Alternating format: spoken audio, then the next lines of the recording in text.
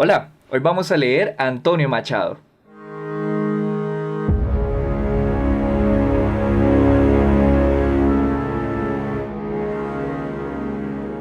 Bienvenidos y bienvenidas una vez más a Una Voz en el Desierto, la serie de videos en las que descubrimos nuevos poetas, leemos sus poemas y después los comentamos. Hoy les voy a hablar de un poeta que es muy importante para mí, no solo para mí, también para la historia de la poesía en español. Y ese es, por supuesto, el grandísimo, enorme Antonio Machado. Antonio Machado es un poeta muy influyente y muy conocido. Seguramente todos ustedes por lo menos han escuchado estos famosísimos versos de él, que dicen: caminante no hay camino, se hace camino al andar. Estos y muchos otros versos de él los hemos visto un montón de veces sin saberlo en tarjetas, en imágenes inspiradoras de Instagram, las hemos escuchado en canciones. Bueno, Antonio Machado ha impregnado de una manera muy importante la cultura popular de habla hispana. Antonio Machado es un poeta de la nostalgia y de la melancolía. Es un poeta que estaba muy interesado, profundamente interesado en los sentimientos y en cómo se elaboran esos sentimientos. Cómo poder, con los versos, con la poesía, con la escritura, construir y transmitir, de alguna manera tocar con las letras ese territorio de los sentimientos más allá de las ideas. Él creía, y llegó a decirlo, que había un mundo opuesto, un mundo trascendental más allá de lo sensible. Pero también era un poderosísimo tejedor de imágenes. Tejía. Esa es la forma, es la mejor manera en la que lo puedo expresar. Porque él en un poema, en una estrofa, va desencadenando una serie de imágenes entre las cuales se oculta esa emoción que está buscando, que normalmente tiene que ver, como lo decía al principio, con la melancolía. Pero no solo se va entretejiendo la melancolía y otros sentimientos, también la alegría, también el canto, también la esperanza. Estas emociones no solo están ocultas en el tejido, sino que mientras nosotros vamos recorriendo el tejido junto a él, vemos cómo brotan, cómo se asoman y se expanden. Es increíble, a mí me encanta de verdad Antonio Machado. Pero incluso aunque uno pudiera dedicarse a hacer una clasificación de todas las emociones que Antonio Machado trabaja en sus poemas, creo que realmente lo que él más abordó fue la sensación de ser uno mismo y de ser uno mismo en la soledad. Pero esta soledad, aunque es melancólica, como ya lo he dicho, no es triste, porque la melancolía no es igual a la tristeza. La melancolía es otro estado, otra emoción humana. Esta melancolía, esta soledad es tierna, es cálida. Hay algo también muy cercano a la nostalgia, pero es una nostalgia que observa la pérdida, lo que se quedó atrás, como algo hermoso, por lo que vale la pena aspirar. Es entonces un canto a la soledad y a la vida, es el caminar y ver el paisaje, es la contemplación, todo esto entendido como un regalo, como un don que nos ofrece la vida y que hay que aprovechar. En ese sentido, Antonio Machado es la poesía misma. Antonio Machado nació en Sevilla el 26 de julio de 1875. Su papá era un folclorista que usaba el nombre de Demófilo en sus publicaciones. Él recopiló varias historias del folclore andaluz. Demófilo significa el amigo del pueblo. Tanto esa inclinación a ser el amigo del pueblo como la de rescatar las tradiciones y de querer amar a su tierra serían algo que definitivamente iría a heredar a Antonio Machado, tanto en su obra como en su vida. Personalmente yo creo que es muy difícil separar a Antonio Machado de España. No solo porque sea un escritor español, obviamente, sino porque su obra y su vida están muy ligadas a España. A esa España que fue la de finales del siglo XIX y la del primer tercio del siglo XX. Recorrió muchas ciudades, gustaba mucho de conocer distintos territorios de España, fue un viajero local, también internacional, conoció Francia, París varias veces, pero sobre todo un caminante y un cantor de la tierra española. A propósito de esos viajes a París, allá conoció y se hizo amigo de Rubén Darío, este poeta nicaragüense, gran poeta nicaragüense, que es el máximo representante del modernismo en Hispanoamérica, ¿no? El modernismo en español, y que era además conocido como el príncipe de las letras castellanas. Rubén Darío es uno de los poetas, quizás el más influyente del siglo XX en español. Esa amistad influyó en Antonio Machado, por supuesto. Hubo una primera etapa de Antonio Machado que está muy marcada por el modernismo, y esa amistad fue además muy bonita. Escribían poemas uno sobre el otro. Esto era, por ejemplo, lo que decía Rubén Darío de Antonio Machado. Decía que era misterioso y silencioso, era luminoso y profundo, como era hombre de buena fe.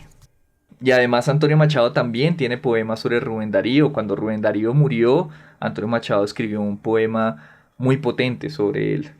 Sin embargo, con el tiempo, y más bien pronto, Antonio Machado se separó del modernismo porque él siempre fue un poeta muy auténtico, un poeta que indagó más que sobre cualquier otra cosa sobre sí mismo.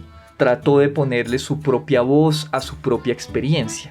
Entonces las reglas que implicaba el modernismo y la importancia, por ejemplo, de la estética, de la sonoridad, la cosmética, como lo llamó el propio Machado, pues fueron cosas que eventualmente lo alejaron del movimiento y le permitieron, además, al haberse alejado, buscar su propio rumbo y buscar su propia poesía. Alrededor de 1909, Antonio Machado se traslada a la ciudad de Soria por cuestiones de trabajo, y allá conoce a su gran amor, que es Leonor Izquierdo. Leonor era la hija de los dueños de la pensión en donde él se estaba hospedando mientras trabajaba allá, y tenía 15 años.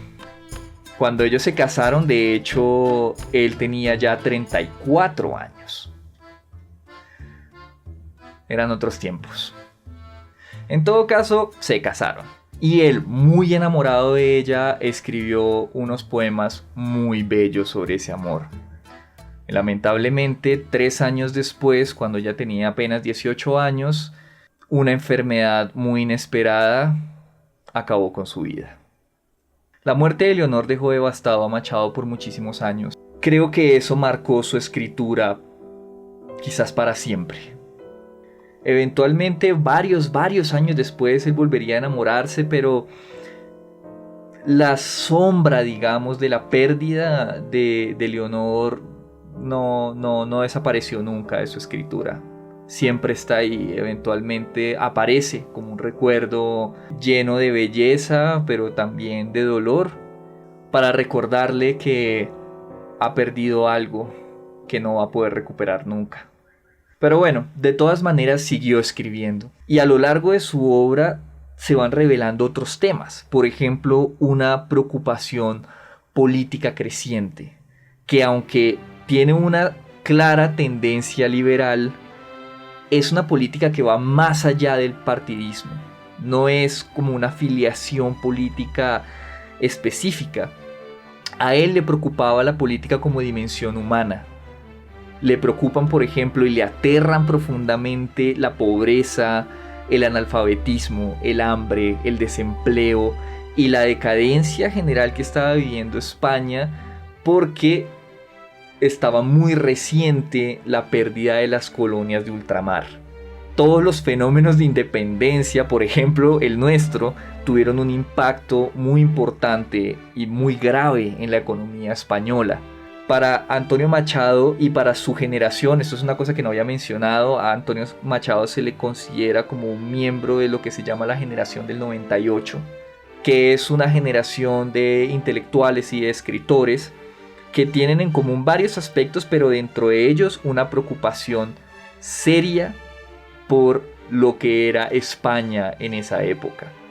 Porque España estaba viviendo una transición, un cambio muy grande entre lo que era la herencia de una España del siglo de oro, esta España poderosa, conquistadora, a pasar a una España debilitada y con una fuerte crisis económica y social donde muchos valores estaban cambiando.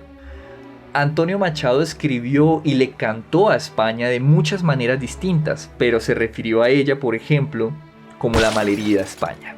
Entonces para él hay una separación, por ejemplo, que se puede ver entre las instituciones, por ejemplo la iglesia, pero también los intelectuales, los pensadores y los artistas, y el pueblo, la gente del común, que se estaba muriendo de hambre. Escribe, por ejemplo, esto que es muy hermoso. La patria no es una finca heredada de nuestros abuelos. El pueblo que la descuida o la abandona, la pierde, aunque sepa morir. No es patria el suelo que se pisa, sino el suelo que se labra. Entonces, con los años, en medio de esa lucha suya por reivindicar el valor y la gloria de su pueblo, de su gente, Antonio Machado termina convirtiéndose en un republicano. Y por eso, en 1931, en Segovia, en el ayuntamiento de Segovia, donde él estaba viviendo entonces, le pidieron que izara la bandera tricolor de España, que era la bandera de la Segunda República. Eso fue cuando cayó la dictadura que instauró Miguel Primo de Rivera en 1923. Lamentablemente, esta Segunda República no duró mucho. Y ya en 1936, apenas 5 años después, empezó la Guerra Civil Española. Esta guerra inició con un levantamiento militar por parte de un bando que se hacía llamar nacionalista, pero que también se conoce como el bando sublevado. Ellos lo que querían era establecer una dictadura militar de corte fascista. Querían abolir la república. La historia de la Guerra Civil Española es fascinante, realmente fascinante. Es una de las historias que a mí más me apasionan. Pero obviamente es muy larga para contarla acá. Lo que sí les puedo decir es que fue una batalla brutal que duró aproximadamente 3 años y en la que se enfrentaron muchos bandos diferentes. Fascistas contra comunistas, independentistas contra nacionalistas, liberales contra conservadores, anarquistas en contra de cualquier forma de Estado, religiosos contra anticlericales, una masacre. Que de hecho concluyó con la victoria del bando sublevado, es decir, que ganaron los fachos. Y esto concluyó en 1939 con que Franco se convirtió en el nuevo dictador de España y su dictadura duró hasta 1975. Larguísima y terrible. Bueno, ahora devolvámonos en el tiempo otra vez a 1936, cuando empezó la sublevación nacionalista.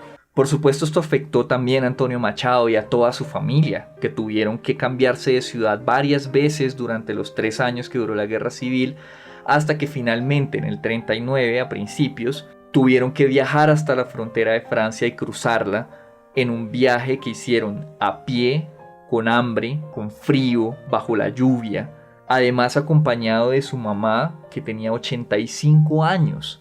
Él tenía aproximadamente 70 años para ese momento.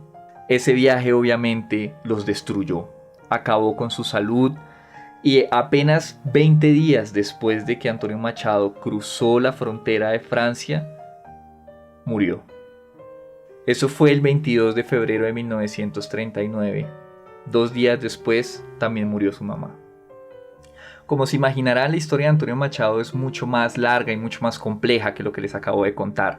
Quiero que con esta pequeña síntesis se den cuenta de lo maravillosa, sí trágica, pero maravillosa que fue su historia y de lo importante que es conocerlo. Así que vamos a leerlo. En esta ocasión, a diferencia de las anteriores, voy a hacer una pequeña trampa, y es que no vamos a leer un poema elegido al azar. Entonces, en lugar de eso, elegí un poema para ustedes que creo yo que da buena cuenta de no solo la manera en la que escribía Antonio Machado, sino también algo del espíritu que quería transmitirnos con su escritura. No tiene título, pero como siempre se los voy a dejar en la pantalla para que lo podamos leer juntos. Es una forma juvenil que un día a nuestra casa llega. Nosotros le decimos, ¿por qué tornas a la morada vieja? Ella abre la ventana y todo el campo en luz y aroma entra.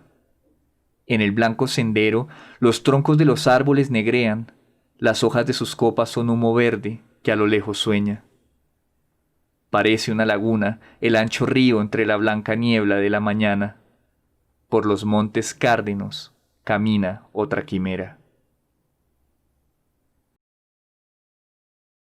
Elegí este poema por varias razones, pero principalmente porque encuentro en él algo que para mí es esencial en la poesía de Antonio Machado y también en su postura de vida, digamos, en su filosofía. Y es ese rejuvenecimiento de lo viejo a partir de las ideas, ese permitirle a un cuerpo viejo tener un alma joven, pero es también un alma experimentada, es también un alma sensible que ha aprendido, es también un alma que se permite envejecer con los árboles, que se negrean. Es entonces un alma que aunque es joven, también está llena de musgo y también envejece con el bosque y envejece con el tiempo. Y es también el alma que no solo envejece, sino que también ha estado aquí desde siempre, como siempre ha estado la poesía. En ese sentido, es para mí clave la idea de que para Antonio Machado, o por lo menos yo encuentro en Antonio Machado, esta sensación de que no hay nada más antiguo que la frescura con la que se percibe el mundo. No hay nada más antiguo y en ese sentido más propio, más arraigado, que el deseo de renovar y de crecer como crece y se transforma la naturaleza. Antonio Machado habló en más de una ocasión, escribió y habló en más de una ocasión sobre una de las preocupaciones que él tenía, que era el de ver a la juventud española como una juventud vieja y cansada, una juventud que no quería arriesgarse a cambiar nada, una juventud que no quería luchar, una juventud que se estaba descomponiendo con los valores, con las instituciones, que se estaba derrumbando. Durante la Guerra Civil Española, Antonio Machado dio un discurso frente a las juventudes socialistas de España, en el que él dejó muy claro que no era socialista y que de hecho en el núcleo de su filosofía no podía estar de acuerdo con Marx, alegando que quizás es porque es demasiado romántico y no puede creer que lo económico, el factor económico sea el centro o sea lo más importante de la actividad humana. Finalmente, él era un poeta y para él había cosas más esenciales, pero de todas maneras fue capaz en su discurso de reconocer el esfuerzo que estaban haciendo estas juventudes por renovar a España, incluso aunque él no estuviera de acuerdo con ellos. Él buscaba en medio de todo que los jóvenes fueran jóvenes y fueran capaces de cambiar las cosas siempre. Y yo añadiría, a partir de este poema que les acabo de leer, que ese ser joven no tiene que ver con la edad y que él tal vez esperaba que los viejos también fueran jóvenes, que tuvieran almas jóvenes capaces de revolucionar el mundo. En estos pocos versos él nos está hablando de lo que significa de vez en cuando permitirse ser joven otra vez. Veamos, es una forma juvenil que un día a nuestra casa llega. Nosotros le decimos porque tornas a la morada vieja. O sea, esta forma juvenil ya habitó antes ahí, que es una morada vieja, como también podemos ser viejos nosotros. Y esa vejez no es solo la vejez de nuestra edad y de nuestro cuerpo, también puede ser la vejez de nuestra cultura, de nuestra civilización y de hecho también la vejez de nuestra humanidad? Su respuesta es abrir la ventana y dejar que todo el campo, con su luz y su aroma, entren, que la casa se llene de nuevo de frescura, de este dulce aroma del campo, de la brisa, que se llene de vida. Y es interesante porque eso implica de alguna manera que antes no estaba eso, estábamos privados de eso. Pero no vale la pena verlo, creo yo, como si antes fuera todo tinieblas, oscuridad y estuviéramos en las sombras. No, yo creo que es como cuando uno por las mañanas abre las cortinas y entra toda la luz y uno siente que el día ha empezado nuevamente, por fin. Y uno siente que respira un día nuevo. Dependiendo del lugar, ese respirar un día nuevo puede variar. A veces estamos en el campo y es el olor de la brizna y el olor del pasto y de los árboles. A veces estamos en la ciudad y es el fresco olor del smog. Pero bueno, lo importante es que de alguna manera con la luz llega un nuevo día.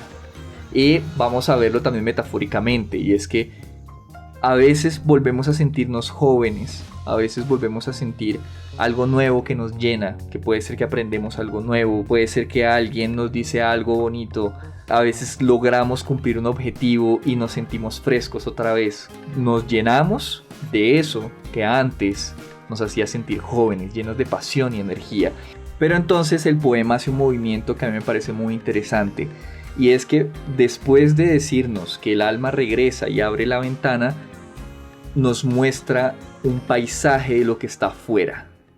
Y esto me parece muy interesante y es una razón más para creer que lo que estaba adentro no estaba a oscuras y en tinieblas, y es que él no nos describe lo que está adentro. Porque uno podría, cuando llega la luz, hablar de lo que ahora ve adentro. Por ejemplo, si uno quisiera de manera metafórica hablar acerca de lo que ha descubierto sobre su propia alma, uno podría decir: vi que era una sala enorme, llena de libros, llena de mesas, no sé, podría uno describir la ornamentación o qué tipo de casa es la casa que habita el alma, pero no, él lo que hace es llevarnos afuera, para mostrarnos de alguna manera qué es lo que hay afuera que nos ilumina, y es un blanco sendero, un bosque que parece humo verde, ¿no? Que se eleva como un sueño lejano, ¿no? es muy bonito. Pero, y es esta la clave con la que remata él el poema: por los montes cárdenos camina otra quimera. Vemos que hay una fantasía, un sueño, una ilusión, un ideal. Y eso para mí no tiene otro significado que el hecho de que la mejor manera de recuperar la juventud, incluso si ya se es joven, pero también si se es viejo, si se es individuo o si se es historia o se es humanidad, la única manera de recuperar, de dejar que la ventana se abra y nos llene de luz, es tener un ideal que se pueda ver desde el interior de nuestra alma. ¿Qué más les puedo decir? Ahí está todo, ¿no? Quizás como último punto quisiera mencionar algo que es muy valioso para mí, Antonio Machado, y con lo que quisiera dejarlos hoy. Y es que en estos tiempos en los que vivimos nosotros, que son tiempos tan convulsivos, vale la pena recordar la dignidad humana de estar vivos. Hemos construido esta tierra en la que vivimos y que hay quienes han hecho un esfuerzo muy enorme por construirla, y después de haber creado y sembrado con esfuerzo y con enorme trabajo, se quedan sin nada y los despojan y los dejan morir con hambre bajo la lluvia, caminando como murió Antonio Machado, el gran poeta. Seamos entonces jóvenes, sin importar la edad que tengamos, y soñemos con algo más, con algo mejor, pero algo que nos incluya a todos. Soñemos con algo en donde la dignidad de quienes trabajan y crean y construyen y cultivan y labran sea un valor fundamental, que no sea olvidado y que no sea relegado nunca más. Y bien, espero que les haya gustado este video tanto como a mí me gustó hacerlo. Por supuesto, quiero recordarles que se suscriban al canal en el botón de abajo de suscribir. Háganlo ya mismo, ya, no esperen más, suscríbanse ya. Y que si les gustó, le den like al video, lo compartan con todos sus amigos, con todas las personas a las que les interesa la poesía, pero también a los que de pronto no les ha interesado la poesía, pero porque no han descubierto a Antonio Machado. Ellos necesitan urgentemente de buenos poetas, invítenlos a este canal. De nuevo, muchísimas gracias por haberme acompañado en esta nueva entrega de Una Voz en el Desierto. De todo corazón espero volverlos a ver pronto. Hasta la próxima. Chao.